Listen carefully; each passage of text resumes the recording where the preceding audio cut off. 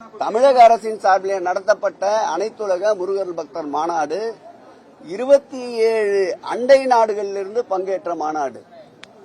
யாரும் கூவி கூவி அழைக்கவில்லை. யாரும் 2 மாதமாக சங்கிகளை வைத்து இது போன்ற நிகழ்ச்சிகள் நடத்தவில்லை. பாஜக ஒருபுறம், RSS ஒருபுறம், எதை செய்தாலும் குற்றம் சொல்லுகின்ற காமடேஸ்வரர் மதம் ஜாதி என்ற விஷ விதையை தூண்டி தமிழகத்திலே கலவரத்தை உண்டாக்கலாம் என்பதோடு உட்கார்ந்து பாஜக தலைவர் பேட்டியை தருகின்றார்.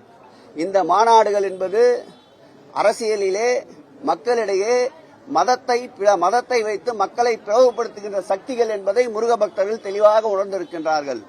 ஏற்கனவே அனைத்துலக முருகர் பக்தர் மாநாடை இனி முறியடிக்க வேண்டும் என்றால் அது மாண்புமிகு தமிழக முதல்வர் அவர்கள் ஏற்பாடு செய்கின்ற ஒரு மாநாடு தான் அந்த மாநாட்டை மிஞ்ச முடியும். இந்த மாநாடு சங்கிகள் மாநாடு என்றுதான் நாங்கள் பெயர். சங்கிகள் மாநாடு தேங்க 5 லட்சம் பேர் முருக பக்தர்கள் கலந்துக்கிற போறாங்க.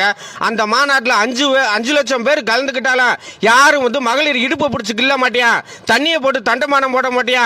அது மட்டும் இல்லாம அந்த 5 லட்சம் பேரும் சொந்த காசை போட்டு வேலையை விட்டுட்டு கலந்துக்கிற போறியா. உங்களை மாதிரி 200 ரூபாவா 500 ரூபாவா கோட்டு கோழி பிரியாணி இதெல்லாம் வாங்கி தின்ட்டு அங்க மகளிரை இடுப்பை கிள்ளிட மாட்டாங்க. பெண் காவலர்களை சீண்ட மாட்டாங்க. எந்த அக்கப்போரோ அதம்பமோ எதுவுமே நடக்காது. ஆமா, சங்கிகள் மாநாடு ஒழுக்கமான மாநாடுங்க.